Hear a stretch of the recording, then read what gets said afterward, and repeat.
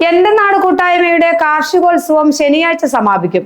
വെള്ളിയാഴ്ച ലാഭത്തിൽ ചെയ്യാവുന്ന ഭാവിയുടെ കൃഷികൾ എന്ന വിഷയത്തിൽ സെമിനാർ സംഘടിപ്പിച്ചു. ഇതോടനുബന്ധിച്ച് നടന്ന ചടങ്ങിൽ അങ്കണവാടി അധ്യാപകരെ ആദരിച്ചു.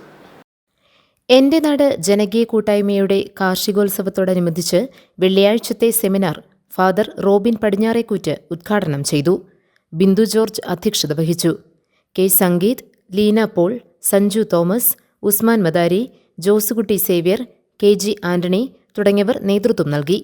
ജോർജ് കുര്യപ്പ് സ്വാഗതവും എം കെ സുഗു കൃതജ്ഞതയും പറഞ്ഞു. നമുക്കിപ്പോൾ ഈ മേഖലയിൽ എല്ലാവരും കടന്നു വരുന്നൊരു മേഖലയാണ് പോത്തുള്ളത്, ബഫലോ റൈഡിംഗ് എന്ന് പറഞ്ഞാൽ ഇതിന് ഭയങ്കര മുതൽ മുടക്ക് കുറവാണ്. കാരണം നമ്മുടെ വീട്ടിൽ ഇഷ്ടംപോലെ പുല്ലുണ്ടെങ്കിൽ, നമുക്ക് പറമ്പുണ്ടെങ്കിൽ ഇഷ്ടംപോലെ വളർത്തി പെട്ടെന്ന് തന്നെ വരുമാനം. കാരണം ഈ പോത്തിന്റെ പ്രത്യേകത എന്ന് പറഞ്ഞാൽ പെട്ടെന്ന് വളർച്ച നിരക്ക് കൂടുതലാണ്. ഇപ്പൊ നമ്മുടെ പഞ്ചായത്തിൽ ഇപ്പൊ ഞാൻ കവളനാട് ജോലി ചെയ്ത് മുന്നേ ഞാൻ കുട്ടമ്പുഴ ജോഷിയേട്ടനൊക്കെ അറിയാം, കുട്ടമ്പുഴ അടിസ്ഥാനത്തിൽ ഇരുന്നിരുന്നു. അവിടെ ഞങ്ങൾ 200-250 ബഫലോ കാവ്സ് ഡിസ്ട്രിബ്യൂട്ട് ചെയ്യാറുണ്ട്.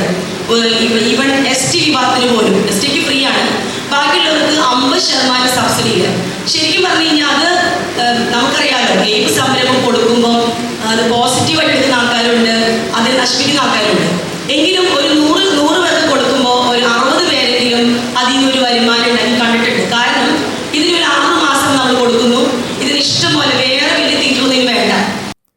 മറ്റൊരു ചടങ്ങിൽ അങ്കണവാടി അധ്യാപകരെ ആദരിച്ചു. മുൻ വൈസ് ചാൻസലർ ബാബു സെബാസ്റ്റ്യൻ സമ്മേളനം ഉദ്ഘാടനം ചെയ്തു. ബാബു പോൾ അധ്യക്ഷത വഹിച്ചു. കാർഷികോത്സവത്തിന്റെ ഭാഗമായി വിവിധ പ്രദർശന വിൽപ്പന സ്റ്റാളുകൾ പ്രവർത്തിക്കുന്നുണ്ട്. വിനോദോപാധികളും മേളാനഗറിലുണ്ട്.